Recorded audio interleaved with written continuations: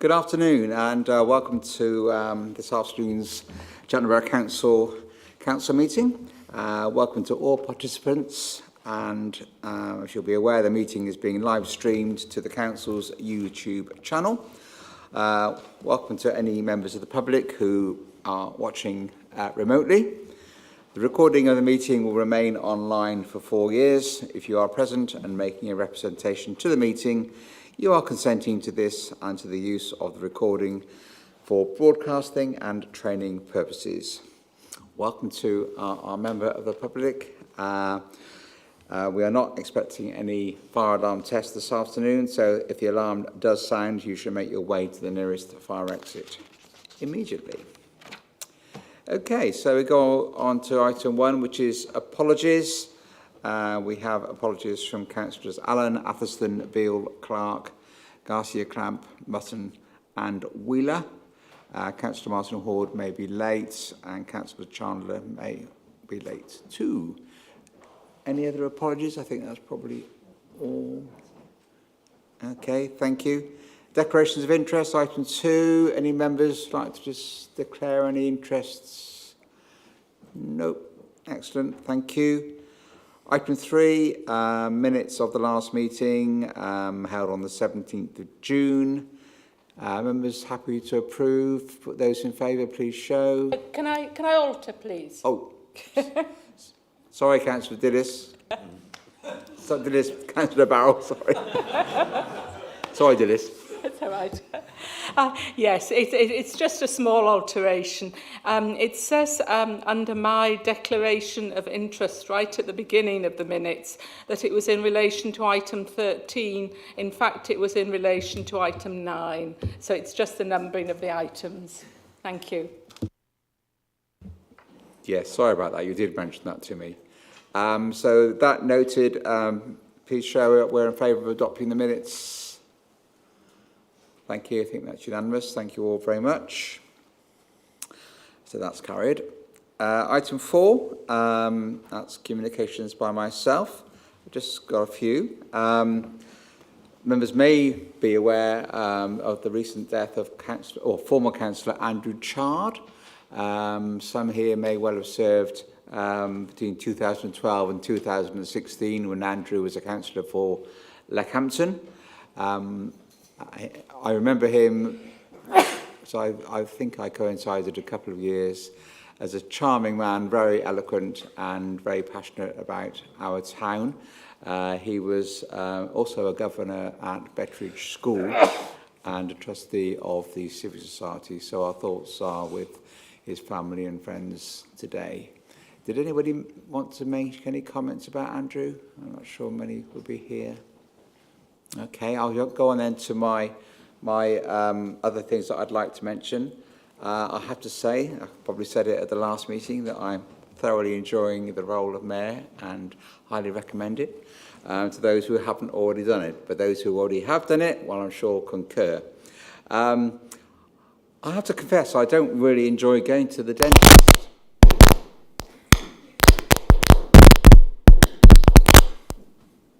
I think that was my tooth that's been pulled out. So. I was going to say, neither does this. What is? Is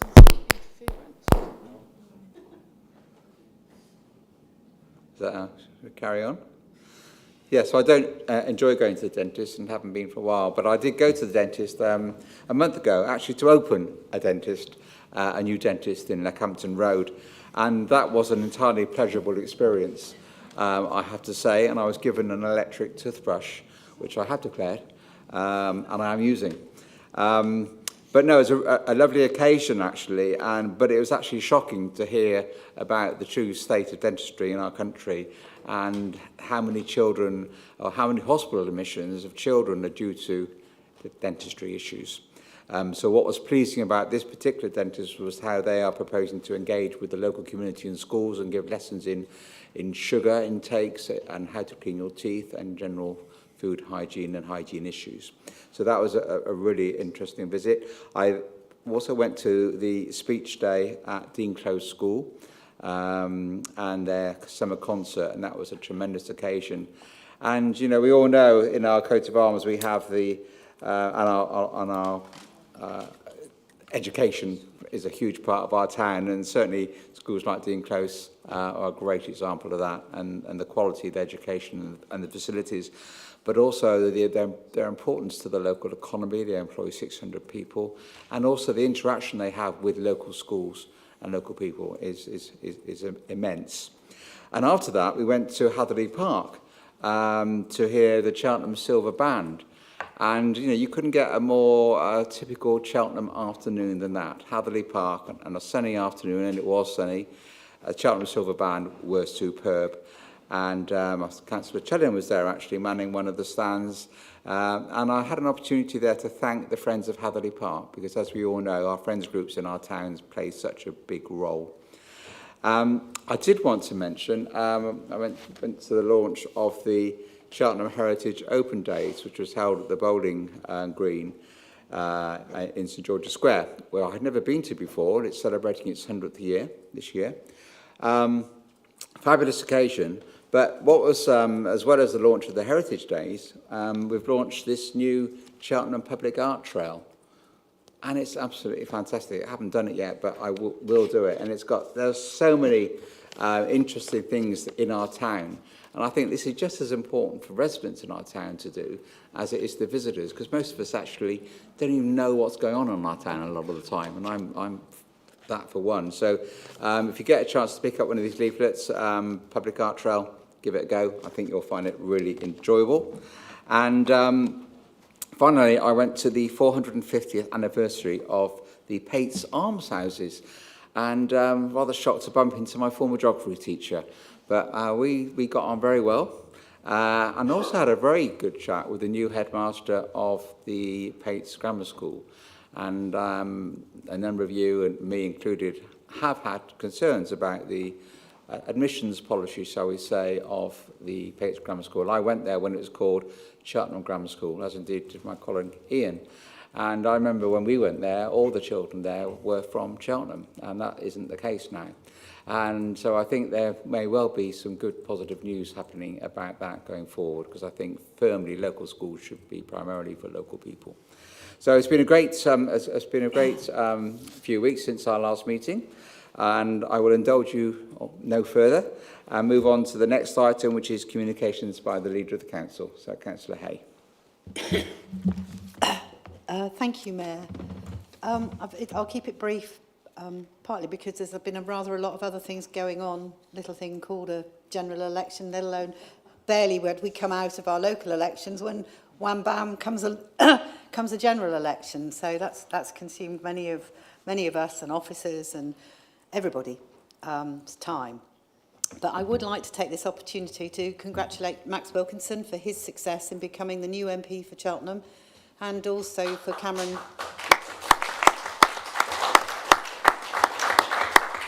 and we're lucky enough to have two MPs, because we also have Cameron Thomas. Wish him well for his success in Cheltenham and Tewkesbury. I do look forward to working together with them, both for our residents, obviously the residents that Cameron Thomas represents, and also obviously those that Max represents. And it's important that we as a council and I as leader interact with them and make sure that we're doing what we can to deliver what their priorities are for them and our residents. So but I'm also sure that this council will support me in saying thank you to Alex Chalk, our outgoing MP, who served this town well for well over a decade, and that we do wish him well in whatever comes next on his life's journey. I'm excited to report that the Minster Exchange is now occupied, and it will be officially opened on Wednesday this week. And I think one of the really important bits that I'd like to mention is that it is already, having only just opened, it is already 75% full, which is pretty good. I'd also like to thank and welcome to Team Cheltenham all those members of staff who have now joined CBC on the completion of the 2P transfer from CBH. Lastly, but probably top of the pile really is that with a new government in place, things are moving at a significant pace. And I wanted to reassure Council that Iron officers are working to make sure that we respond and indeed initiate dialogue with relevant members and MPs from a Cheltenham perspective. But not just from Cheltenham, but also regionally, because obviously the Golden Valley has a far bigger reach than just Cheltenham. It's county, it's national and it's international. So thank you, Mayor.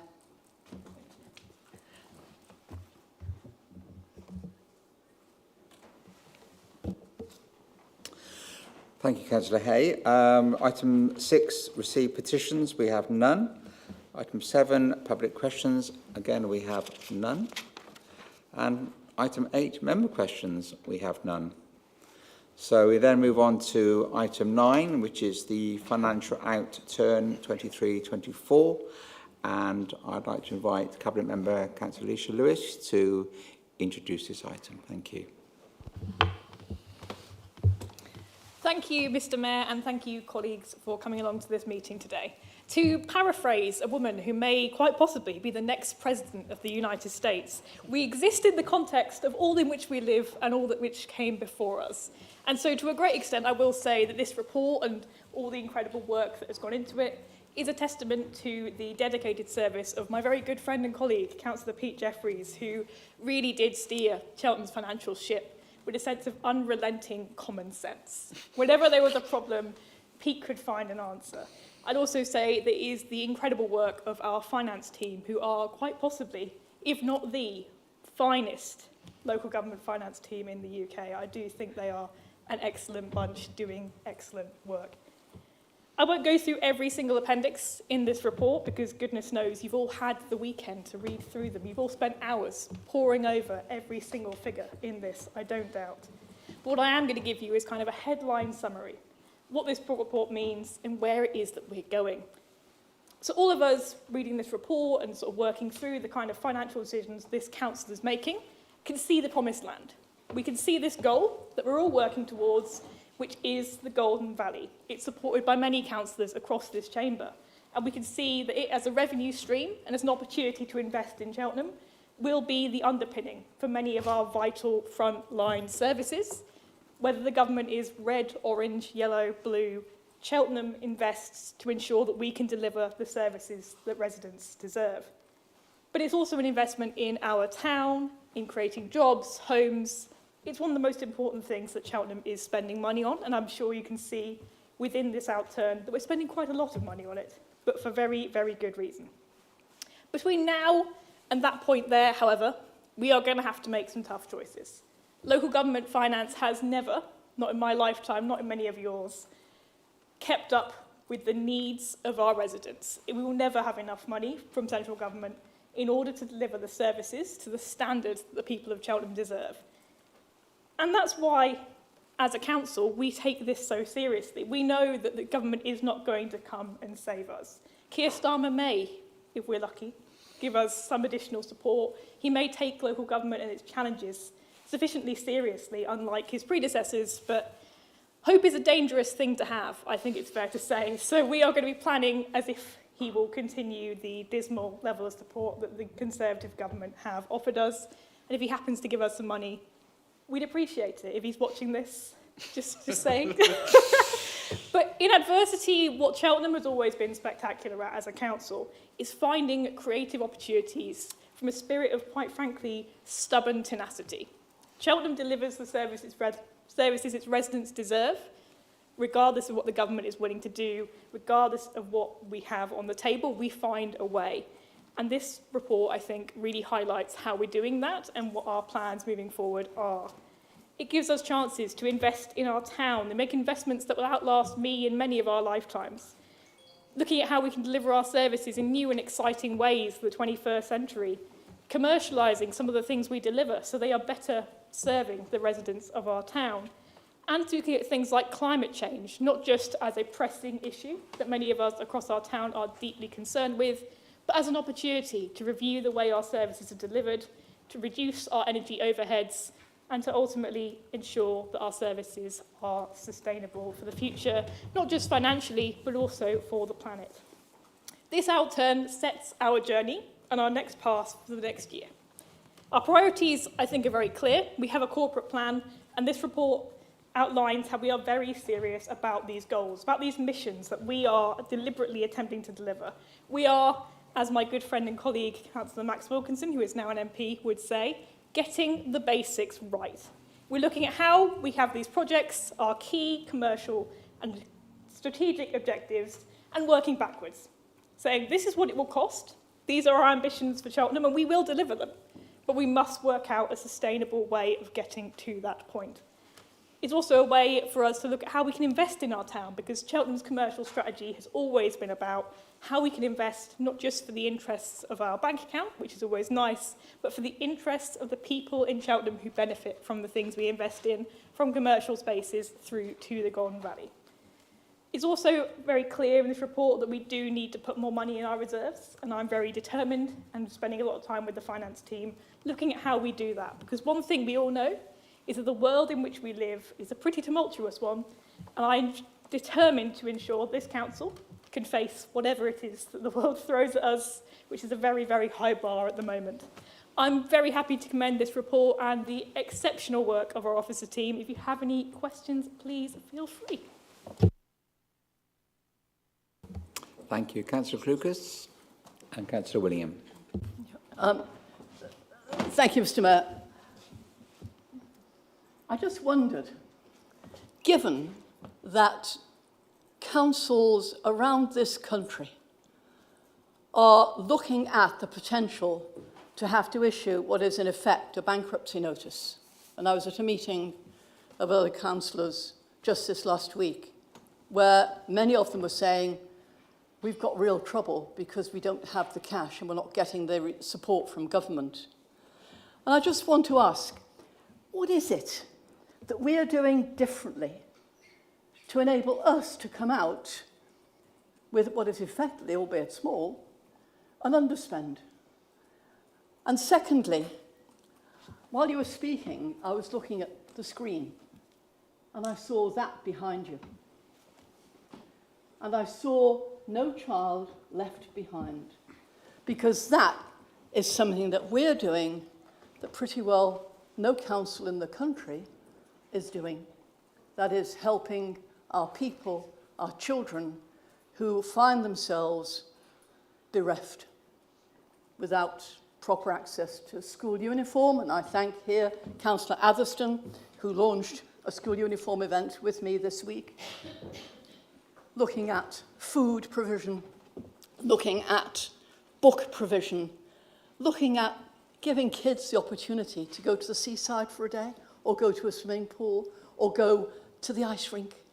And I just want to ask you, given what you've just said, how the heck can we do it when so many others can't? Thank you, Councillor Lewis.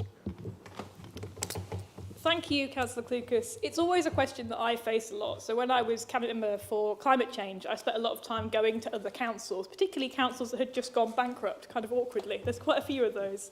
And talking really honestly about how Cheltenham's financial strategy allows us to deliver on our climate aspirations, and some of the work we were doing that was sort of overlapping between the climate work we were doing and the economic work we were doing, because lots of councils who were bankrupt were having very difficult conversations about energy bills. So I spent a lot of time talking to them. And one of the things I think when you review the budgets of these councils, like I used to be in Liverpool, I used to do budget scrutiny in an entirely voluntary capacity, which is a sad reflection of my teenage years. But the difference in Cheltenham is that we have always, and it's a really strong commercial strategy that came about from my very, very predecessor, Councillor Rowena Hay, and the work that the officer team have done, is we invest in Cheltenham. We take Cheltenham, we take the things about it that we love, and we invest in commercial spaces. We invest in the things that we know will last, the things that we know will work, and we regularly review that investment strategy year in, year out with a very clear bar for what success looks like. So while councils across the country like Thurrock, who bought a load of solar panel sites that collapsed, and people who bought shopping centres, things that were detached from the communities in which they served, their commercial strategies often fell apart, unfortunately. Cheltenham is a shining beacon of services that we deliver commercially, things that we invest in, but ultimately we are investing in Cheltenham to ensure we can deliver the frontline services that we know and love, like No Child Left Behind. It's an investment strategy that's driven from the heart and driven from the things that we know our residents deserve and the government will not pay for. So that for us is an ethos, above all else, that people are always very impressed by. When we talk about it to other councils, they're always like, how can we do that? It's a really good place for us to be, and I'm very lucky to be inheriting many years of hard investment strategy. Thank you. Councillor Willingham. Thank you, Mr. Mayor. So I've got a couple of questions about the Section 106 report statement, which is on page 47. So the first question is any of the Section 106 time-bounded and at risk of being returned to developers? And the second sort of multi-part question is a bit more parochial for me, but there are a number of items for St Peter's Ward, including flood defence maintenance for the gas club, £10,000 for play areas in St Peter's Chelt Walk, and £30,000 for public art, which have been on that balance sheet for quite a while. There's also, especially in public art, things that have been around for a decade. I guess the question is, how can we get this spent? Because the money is, the Section 106 is there for the community, it's for community infrastructure, and it isn't doing the community a great deal of good if it's sat in our account and it's ring-fenced for those specific things. So those are the two questions, and I'm just trying to work how we can do constructively, obviously, for the area I represent. Thank you. Councillor Lewis. Thanks for the question, Councillor Willingham. In answer to the time-bounded, yes, some of them, and I can provide you with the details of what those are. In terms of risk of repayment, there was a review that went on through 23-24 because I think we had a similar question about 6 months ago, so we've done a review and the risk of repayment is low. On the Dev 302 and Dev 265, I think that are specific to St Peter's. I can get you the details on that. I don't have that to hand. And on the public art, there is a project which is about to be initiated, and that covers all of the public art, Section 106, across here. Thank you, Gemma. Did you want to comment as well? No. Okay. Next, Councillor Harvey. Thank you, Mayor, and thank you to the Cabinet Member for her excellent report. And I'll echo the comments she's made about praise to the officers behind that report and predecessors, because we are a commercially well-run council. And my question actually relates to the comment you made about commercial investment. We've got many properties and areas in the town that are owned by authorities and pension groups who are not from this borough. We know that from the Lansdowne Industrial Estate and the arts there.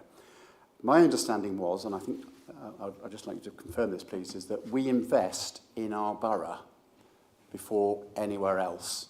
And you might even say that we don't actually invest anywhere else, but can you just confirm that we do our commercial investment in our borough for the benefit of our people? Thank you. Thank you, Councillor Harvey. I can confirm that Cheltenham's investment strategy focuses to a great extent, particularly when it comes to things like the purchase of commercial properties, on investing in Cheltenham for Cheltenham. It's the right idea because we know Cheltenham better than anybody else. We know what the market demands, and we know that we can create double-headed wins, I think. Things that not only create money for our finances, for paying for our services, but also improve buildings in our town or add additional services for those who might otherwise benefit from the spaces. Keeping retail buildings in consistent use, like some of the high street units we own. It's an investment in Cheltenham for Cheltenham, and that's the approach we take, which is not the approach that every council takes, as we know, that some councils own some very interesting patches of Cheltenham. It's a fantastic investment, but I wish they'd invest where they are first. Thank Thank you. Councillor Took. Thank you for the numbers again. What's interesting about numbers is obviously you're checking that they add up, and that's really important, but equally behind each number there's a story in terms of a service or an impact on individual human beings, and that's ultimately what we're about. One of the numbers that kind of came out to me was the cost of antisocial behaviour in the car park, East Car Park. £54,000. When I saw that number, I thought that must be just scratching the surface, because we spend our lives cleaning up graffiti and dealing with tagging and so on. And this is a cost that we don't have control of, and that's something quite frightening. Now, I have an old-fashioned belief that law and order is the responsibility of the police, and I don't think we're getting enough policing in this town. I also noticed that the Police and Crime Commissioner takes 14% of the council tax, whereas we only take 11%. So in order to control this cost, and actually I should say quickly, it's not just a financial cost, it's a cost in terms of people's well-being, their civic pride and so on. It's a cost to private business, it's a cost to private individuals. So in order to control that cost more broadly, number one, can we estimate it as a cost to the council? So how much is antisocial behaviour costing? Secondly, can we go to the Police and Crime Commissioner, who has a responsibility for this, and suggest, perhaps via ONS, that we need more policing, and perhaps we could even think about sending an invoice.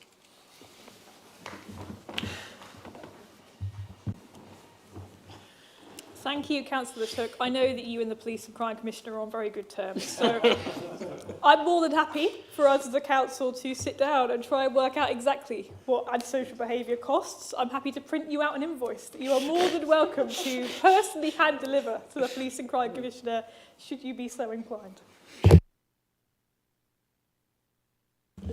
Thank you. Any more questions before we go on to debate? No? Okay. So anybody like to initiate a debate on the report? In which case then we can go straight to the vote. So those in, we're going to vote on here, aren't we? Yeah. Yeah. So there we go.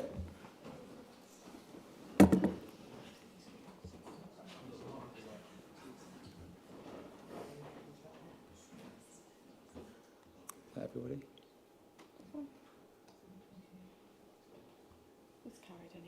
Yep, so that's carried unanimously 28-0 by the looks of that. Thank you all very much. We then now go on to item 10, which is the productivity plan, 24-25, and I'll ask Councillor Hay to introduce the report. Thank you.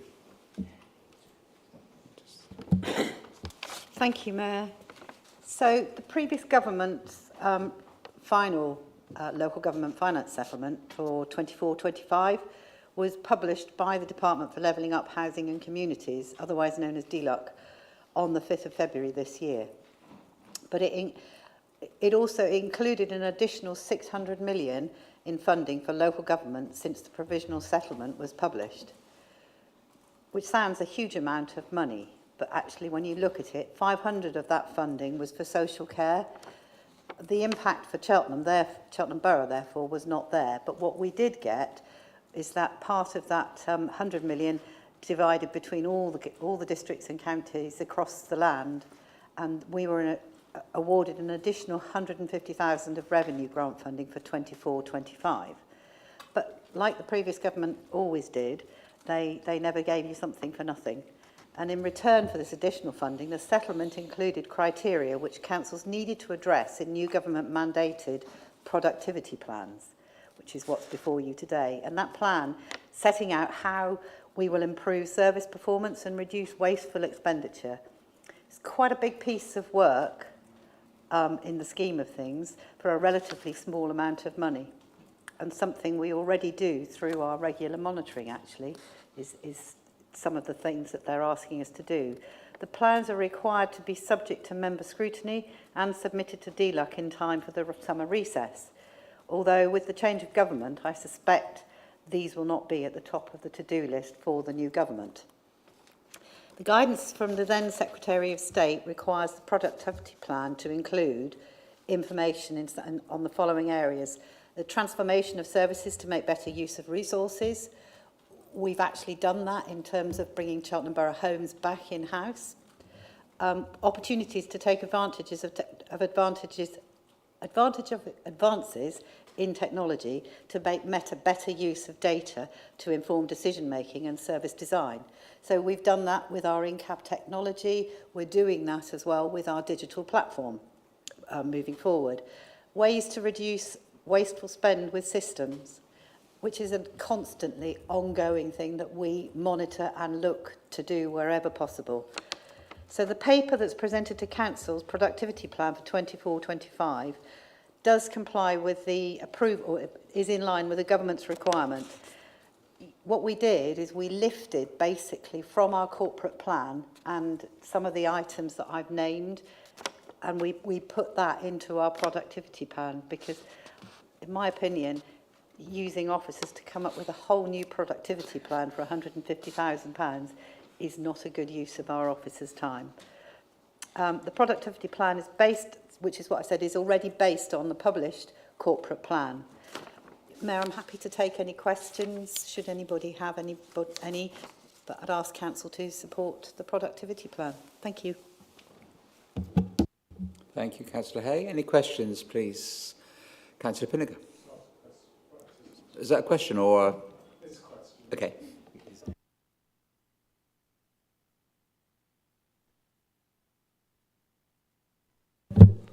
Would it have been prudent to say something pointed about the value of equality, diversity and inclusion programming and how they are far from discredited and are in fact a major plank in productivity for multi-billion-dollar organisations like the one I work for? The simple fact is that people who are not suffering from oppression, social rejection and micro-insults are more productive, stay longer on, and are happier in their jobs. Given that this despicable attitude is no longer in force, would the Cabinet member care to also respond and emphasise the value that this administration places on EDI? I hope that made sense. Thank you, Councillor Hay. Thank you, Councillor Pinniger. I think when I first saw that quite a while ago now, when it came through from government that actually we all needed to stop wasting money on ED&I, which, as you say, was absolutely appalling. We ignored it, and as many of you who are new councillors will have benefited from, is the fact that we take ED&I exceptionally seriously. It's an important part of people's well-being, apart from anything else. And so we've carried on. What's clear to me is that we don't waste money on it. It is something that's absolutely embedded in what we do, and it takes years to get that cultural change. But I do believe that Cheltenham Borough Council has actually taken that on board, and our staff recognise and appreciate the investment that they get, that our officers and our HR team put together into delivering the ED&I and all of its policies.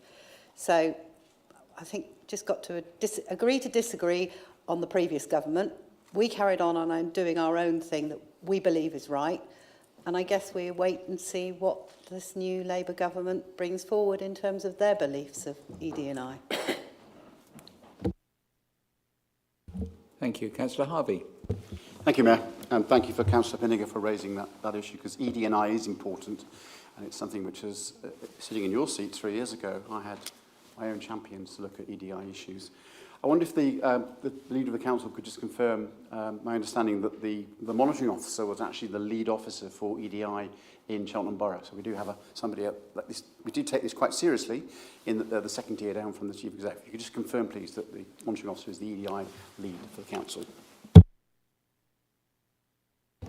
I can confirm that, and as Councillor Harvey said, I mean, that's the importance at the level of being part of the senior leadership team that we take. But I think it's important to say that we don't do this with spending vast amounts of public money, because we've built it into our culture and always will. Thank you. Councillor Barrell. Hello. Just for clarification, could you explain for people who don't understand what ED and I is?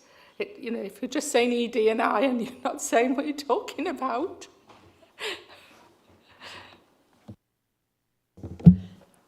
Equalities, inclusion and diversity. So it's about people and how they interact and how we interact with them. That's it in a nutshell, Councillor Barrell. Sorry, I should not have used an acronym. Can I just say, I personally understood that, but I thought that there may well be people, and perhaps people watching, who didn't know what you were talking about. So. Hence my apologies for saying I shouldn't have used an acronym. I'd get shot if Sure Start was still alive. If Sure Start was still alive, when I was on the board of Sure Start, because Sure Start included many people from many different walks of life, they were absolutely banned. And I've always tried to stick to that. Thank you. Any more questions? We can go into debate. Anybody like to debate this report? Councillor Jeffries. Thank you. Thank you, Mr. Mayor. Thank the leader for the report. Thank the officers for putting it together. I just want to draw colleagues' attention to the irony in the question from government, because it is quite a really good productivity plan when you actually read it. This council does do fantastic work. And on page 3, it just goes to show, actually, how more productive this council could be if the government of the day would have been and listened to listened to some of the things in the comments that are marked down there. Luckily, they are no longer the government of the day. Thank you, Mr. Mayor. Thank you. Councillor Willingham. Thank you, Mr. Mayor. I just want to comment on the fact that DLUC even asked us to do this. It just seems a complete farce. But the interesting thing is that DLUC really ought to get their own house in order first. So you may well know that when the government create new legislation that causes local authorities to have costs, there is something under the previous government which was called new burdens funding. So if you created a new burden for a local authority, you were supposed to give them money. And I understand that one piece of new burdens funding gave this council a particularly derisory amount of money for what it was meant to be doing. And I thought, well, I'll ask DLUC, under the Freedom of Information Act, how much money under new burdens funding they'd given Gloucestershire County Council and Cheltenham Borough Council since the 1st of January 2023. And they have no idea. They can't even answer their own question. So why they are asking us to do a productivity report when they probably need to be referred to the National Audit Office because they don't know and can't tell anyone how much money they're spending, is just contemptuous. It treats local authorities with disrespect.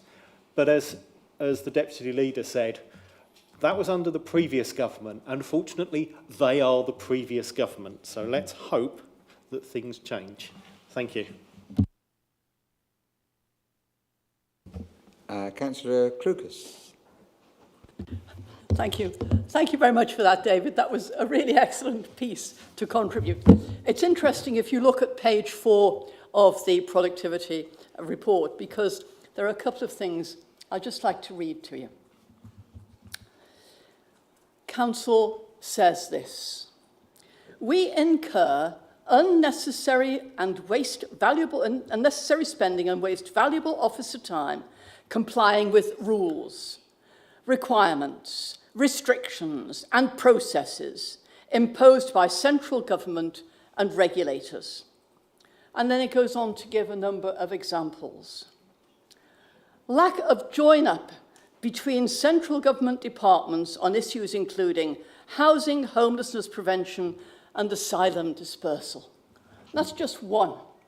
So when a council such as this is being asked to look at its productivity, I think, David, you're right, turn the finger and point to government, because they don't. And the other big issue for me here is that we get 1 year settlements, 1 year of knowledge about how things are going to move forward. I had the huge good fortune to do European work for Liverpool Council and the northwest of England. And one of the wonderful things about that is that when you are given cash, you are given 6 years to spend it if your plan is approved. And if at the end of that time you've still got, let's say, 150,000 quid left, you're given an extra 2 years to spend it. You won't get any more money, but you're given that extra time to spend it. So what you're able to do is to plan for the future, to work for the future, to change things as you go for a better future for everybody. And I just wish government would learn that. Whether this government will, I sincerely hope it will. I don't know, because it's so easy to say in a budget, it's okay, that's what you've got for this year. We'll look at next year. And that's, unfortunately, the way for far too long our governments have acted. So can I thank you for the productivity report, and I think that page 4 is a gem. I love it. Thank you very much, Gareth. Thank you. Any other member?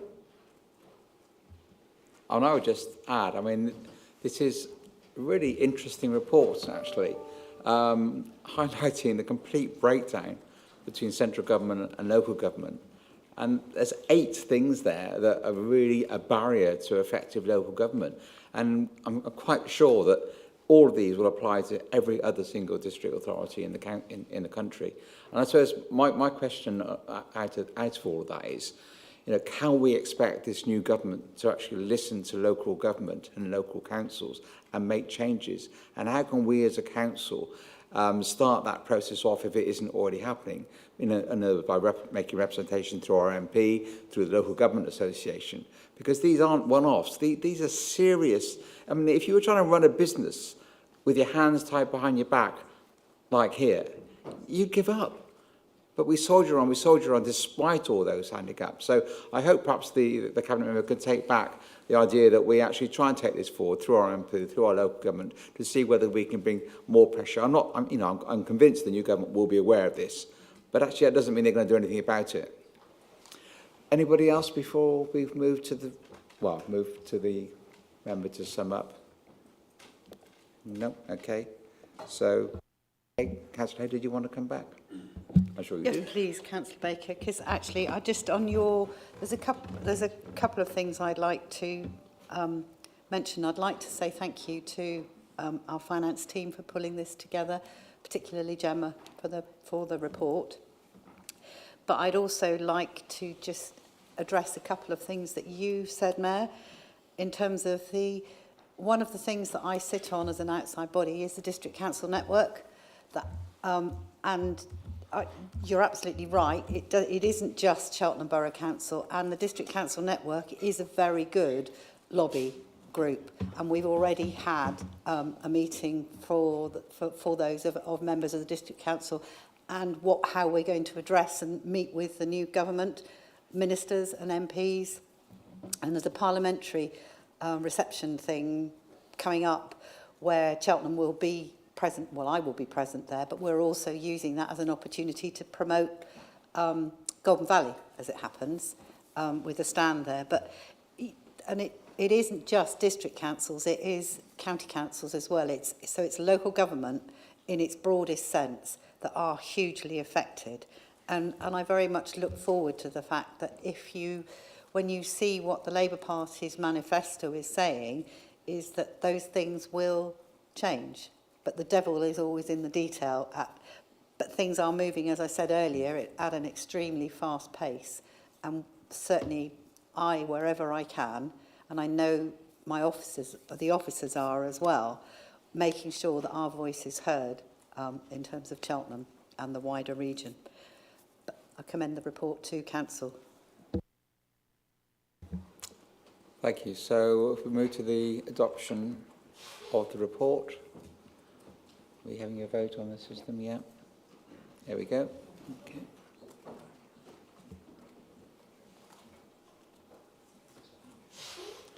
Thank you all. That's carried 30 to 0 unanimously. Thank you all very much.